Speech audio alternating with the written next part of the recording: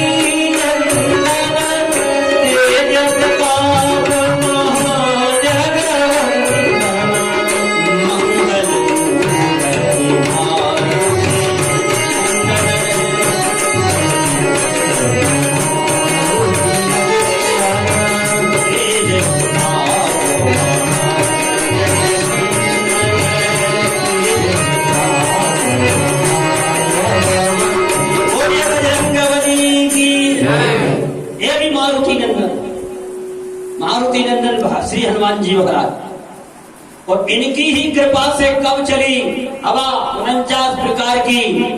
जिस समय लंका दहन हुआ उस समय केवल 49 प्रकार की हवा चली। बोले हरि प्रेरित तेहि अवसर चले उमरुत 49। भगवान की प्रेरणा से 49 प्रकार की वायु लंका दहन के समय चली। सोने की लंका साफ। लेकिन दिति को जब पता चला कि अदिति ने हमारे गर्भ को नष्ट किया है, इसलिए दिति ने श्राप दिया। हे अदिति, हम तुम्हें श्राप देते हैं, तुमने जैसे हमारे गर्भ को नष्ट किया। लेकिन 28वें द्वापर में बालक तो तुम्हारे होंगे, लेकिन जन्म लेते ही और एक दानव के द्वारा उनकी मृत्यु हो जाए। तो सज्जनों, कोई अदिति बनी यहां पर आकर के देवकी, और कश्यप जी बने वसुदेव। अच्छा, अब आप पूछ रहे हो नंद बाबा कौन है? नंद बाबा की पता? आज तो बाबा जी भी नंद बाबा से लगे हैं। बोलिए सच्चिदानंद भगवान की जय। सज्जनों, वास्तव में ये कुछ कथाएं ऐसी हैं पूर्ण रहस्य की। भाई, कथाएं तो आपने बहुत सुनी है, और हम भी चाह रहे हैं कि कुछ ऐसे तत्व मिले, है ना? इसलिए सज्जनों, सावधान होकर के सुनो 2 मिनट में, क्योंकि यात्रा बहुत लंबी है। हाँ, लेकिन ऐसा पेच फंस जाता है कि अब मजबूरी में हमको वहां पर जाना पड़ेगा। द्रोण और खरा नाम के राजा, द्रोण नाम के एक राजा थे, उनकी पत्नी का नाम धरा। ऐसे तपस्वी थे, ऐसे तपस्वी, इनकी तपस्या से सज्जनों भगवान प्रसन्न हुए। लेकिन आपने देखा होगा परीक्षा उसी की होती है जो पढ़ने जाता। बताओ, अच्छा परीक्षा भी वही की जो पढ़ने जाता। आज तक जो ने कभी पाठशाला का मुंह न देखा हो उसकी कोई परीक्षा नहीं। अच्छा, कभी कभी ये भी प्रश्न आता है कि भाई जो सबसे ज्यादा भगवान का भजन करता दुख भी उसी को आता। तो ये वही बात है, जो पढ़ता है परीक्षा उसी की होती है। आपके जीवन में यदि दुख आए तो समझ लेना आपकी भक्ति की परीक्षा चल रही है। आप घबराना मत। आपके जीवन में दुख आने लगे तो समझ लेना कि हमारी भक्ति की परीक्षा चल रही है। और उसी समय आप घबरा गए तो समझ लो परीक्षा में फेल हो गए और कहीं पास हो गए। आप अपनी भक्ति में पास हो गए तो निश्चित है। इसलिए तो मानस में भी गोस्वामी जी लिख रहे हैं, मानस में कह रहे हैं यदि भक्ति में पास हो गए तो भक्ति से अच्छा कोई सुख देने वाली दूसरी चीज नहीं। बोले भक्ति स्वतंत्र सकल सुख खाने,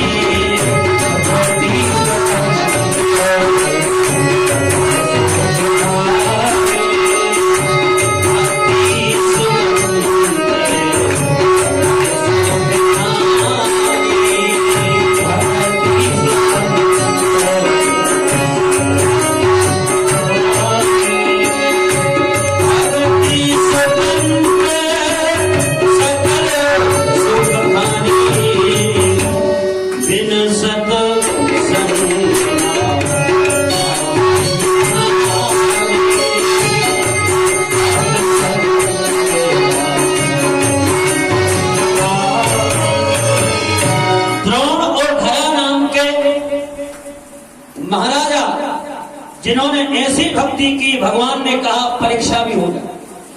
भक्त कच्चा है कि पक्का?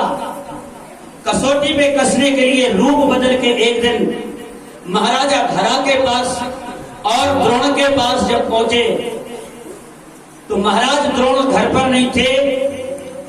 उनकी पत्नी सजरो धरा नाम की पत्नी घर पर थी। भगवान ने भिक्षुक का भेष बनाया और कहा भिक्षाम दो। बाहर निकली पत्नी। जब पत्नी ने देखा कि आज एक भिखारी हमारे दरबार से, तो कहा भोजन के लिए कुछ प्रबंध ऐसी नहीं, 10,000 शिष्यों परिकर को साथ में लेकर के पहुंचे, जिनमें भगवान शंकर, भगवान नारायण, सब देवता परिकर के साथ में भगवान परीक्षा के लिए पहुंचे। राजा थे नहीं, केवल रानी घर पर थी। कहा आज भोजन बनाए। अब 10,000 जब परिकर साथ में है तो विचार करो 10,000 के लिए भोजन बनाने के लिए कुछ प्रबंध तो हो रहे। बोले आप चिंता मत करो, राजा तो घर पे नहीं है लेकिन हम आपका प्रबंध कर रहे हैं। और जैसे ही पड़ोस में रानी पहुंची एक व्यापारी के पास, व्यापारी को बताया हमारे घर पे इस समय पे अतिथि आए हैं और शास्त्र में लिखा है अतिथि देवो भव, मातृ देवो भव, पितृ देवो भव, आचार्य देवो भव। माता पिता को भगवान मानो मत, और भगवान है ये, तुम चाहे मानो और चाहे न मानो, माता पिता तो साक्षात भगवान ही। इसलिए शास्त्र ने यदि कह दिया कि माता पिता को भगवान के समान मानो तो उसमें प्रश्न चिन्ह लग गया। भाई समान अलग चीज हो, नहीं वो कौन है? मातृ देवो भव। माता पिता तो भगवान है ही, आचार्य भगवान है ही। आपके दरबार में यदि कोई अतिथि आ जाए, अतिथि भी भगवान का ही रूप है। इसलिए सज्जनों, यदि आपसे बन सके तो एक गिलास पानी पिला। पानी ना बन सके और भोजन के समय पे जाए तो भोजन कराओ, भोजन ना करे तो एक कप चाय पिलाओ। ये भी ना कर सको तो सुंदर तो मीठे बोल बोल के उसका सम्मान कर दो, क्योंकि अतिथि है, देवता है। ना जाने किस रूप में नारायण मिल जाए, और भैया इतना भी ना कर सको तो फिर चुल्लू भर पानी में डूब गए। इसलिए आज धरा ने कहा आप चिंता मत करो, व्यवस्था होगी। आज तक इस दरबार से कोई निर्मुख नहीं गया। व्यापारी के यहां जब पहुंचे, व्यापारी ने कहा कि इतने व्यवस्था हम कर नहीं सकते, और करेंगे तो हमको धन चाहिए। धरा ने कहा कि हमारे पति शाम को आ जाएंगे, सामग्री आप हमको दे दो, और शाम को हमारे पति आकर के पूरा धन आपका वापस कर देंगे। लेकिन व्यापारी के मन में सज्जनों पाप आ गया, क्योंकि धरा बहुत सुंदर थी। जब व्यापारी के मन में पाप आया, धरा सोचती रही, और जैसे ही इसने समझा कि इस व्यापारी को हमको देख करके पाप आया है, पूछा क्या चाहिए तुझे, क्या मेरे शरीर की जरूरत है? तो व्यापारी ने कह दिया हाँ।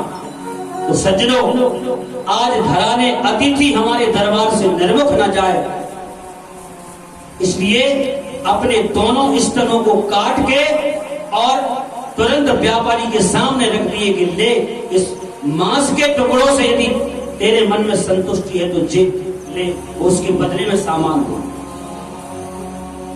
धरा सामान लेकर के आई, और जैसे ही भोजन बनाया, भोजन बना के और जैसे ही खिलाने लगी, रक्त बह रहा था। भोजन बनाते ही समय धरा बेहोश हो।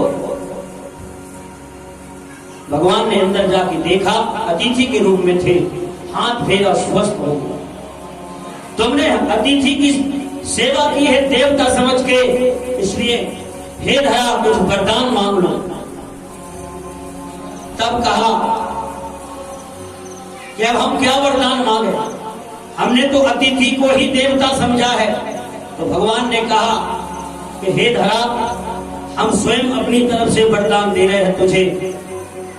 28वें द्वापर में जन्म हम भले ही कहीं ले और अपने असली रूप में परिणत हो गए ठाकुर जी। कहा कि हे धरा, 28वें द्वापर में जन्म तो हमारा मथुरा में होगा, वसुदेव देवकी के यहाँ, लेकिन तू धरा और द्रोण बनेंगे नंद बाबा, और तू बनना यशोदा। आज मैं वचन देता हूं, देवकी का स्तनपान नहीं करूंगा, और धरा तेरा ही स्तनपान करूंगा।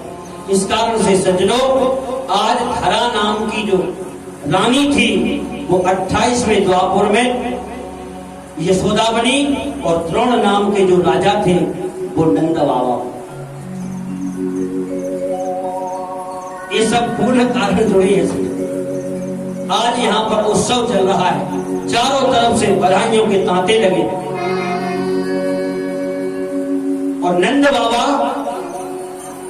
और सज्जनों, वृषभांजू की बचपन में ही, अभी बालक दोनों के पास में नहीं थे। एक दिन अचानक दोनों की बात हो, भैया हमारे यहाँ लली या आपके यहाँ लली, या हमारे यहाँ लला आपके यहाँ लली, तो हम आपस में दोनों समधी बन जाएंगे। तो बोले ठीक है, बात पक्की। अच्छा, 1 वर्ष पहले राधा जी का जन्म हो, राधा जी का जन्म हुआ। अच्छा, आपको शंका ये भी जा रही होगी कि आखिर वृषभांजू के यहाँ जो शुद्ध कीर्ति है वो भी कौन? तो आगे उसकी भी हम चर्चा बताएंगे आपको। संबंध तो पक्का हो गया। 1 वर्ष पहले राधा का जन्म, तो 1 वर्ष बाद कन्हैया का जब पता चला, तो आज वृषभांजू के यहाँ से वर्ष आने से जितनी भी राधा की सखियां थी, सब गोकुल में आई, और गोकुल में आकर के बधाइयां दे रही। यशोदा से कहा कि तुम्हारे यहाँ लाला हुआ है, हम बधाई दे सकते? बोले लाला आपका ही बधाई दे। और यहाँ ऐसा नहीं, यहाँ तो ये उत्सव 6 महीने चला है। राम जी का जब जन्म हुआ सज्जनों, तो सूर्य भगवान के बारे में लिखा गोस्वामी जी ने, 1 महीना का 1 दिन हो गया। और यहाँ पर 28वें द्वापर में जब भगवान का जन्म हुआ, तो 6 महीना की, ऐसा लगे जैसे 6 महीना की रात है, उत्सव चल रहा है। बोले पूत सपूत, अरे पूत सपूत जनो जसुदा, इतनी सुन के वसुधा सब दौड़ी, देवन को आनंद भयो, सुन गावत धावत मंगल गो। नंद कछु इतना जो दियो, धन श्याम कुबेरों की मति बोरी। आज तो कुबेर भी बोरा गया। और भैया मोहे देखत आज लुटाए दियो, न बची बचिया छछिया न छिचोरी। चारों तरफ से और बधाइयों के तांते लगे। और सखियां कह रही राधा जी की, मैंने मेहंदी लगाई तेरे नाम की, मैंने बिंदिया सजाई कृष्ण नाम की।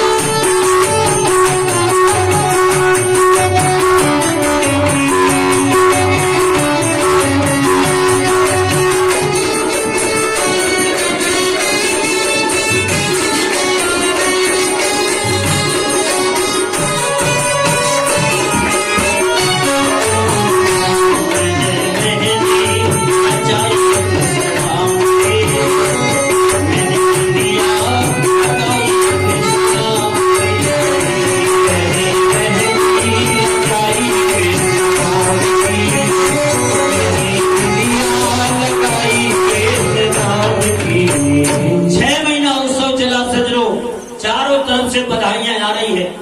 और आज बहुत दिन जब निकल गए तो नंद बाबा ने विचार किया कि बहुत दिन हो गए, कंस के लिए टैक्स देने के लिए नहीं गए, 6 महीना निकल गए। तो पहले नियम था कि छोटे छोटे रियासत के जो राजा होते थे, बड़े बड़े रियासत के राजाओं के लिए टैक्स देते थे। जैसे अपने एमपी में मध्य प्रदेश से केंद्र सरकार को टैक्स जाता है, इसी प्रकार कंस मथुरा नगरी में बड़ा राजा और बाकी जितने भी राज्य थे वो छोटे छोटे टुकड़ियों में थे। आज नंद बाबा ने विचार किया कि टैक्स देने के लिए नहीं गए, चलो अब टैक्स ले आए और कुछ दिन के लिए वसुदेव देवकी के लिए जेल से मुक्त भी किया था कंस। तो वसुदेव देवकी से भी मिलाएंगे क्योंकि मित्र है। टैक्स दिया कंस के लिए और टैक्स के रूप में जो धन आपके पास है, दूध दही माखन, और वसुदेव जी से मिले हो। वसुदेव जी को देखो कैसी ढांढस बताई। रामचरितमानस में श्रीमद् भागवत महापुराण में मित्रता का परिचय दिया। आपस में चर्चा हो रही, भैया इस दुष्ट कंस ने तुम्हारे 6 बालकों को मार दिया। अहो ते देवकी पुत्रा कंसेन बहवो हता। इस कंस ने 6 बालकों को मारा, लेकिन एक कन्या थी, एका वशिष्ठा बरजा कन्या सापिन दिवंगता। लेकिन इस दुष्ट ने उसको भी मारने का प्रयास किया, लेकिन भगवान की कृपा से वो हाथ से सटक गई, नहीं मार पाए। तुरंत कहा वसुदेव जी ने, भैया कोई बात नहीं, देखो अपना यदि दुख है पहाड़ बराबर, तो मित्र के सामने उसे राई बराबर बताओ, और यदि सामने वाले मित्र का राई बराबर दुख है तो उसे पहाड़ बराबर समझो, ये है मित्रता। इतना बड़ा दुख वसुदेव जी कह रहे, कोई बात नहीं भैया, यदि 6 बालक मर गए, इस कंस ने मार दिए, तो एक तो आपके यहां पल रहा है, एक बालक हमारा आपके यहां है, रोहिणी के गर्भ से जिसका जन्म हुआ है। अच्छा एक बात बताओ भैया, क्या दूसरा वाला नहीं है हमारा? नंद बाबा ने कहा भैया वो दूसरा वाला भी तुम्हारा है। इसको कहते हैं सज्जनों मित्रता। जेना मित्र दुखी हो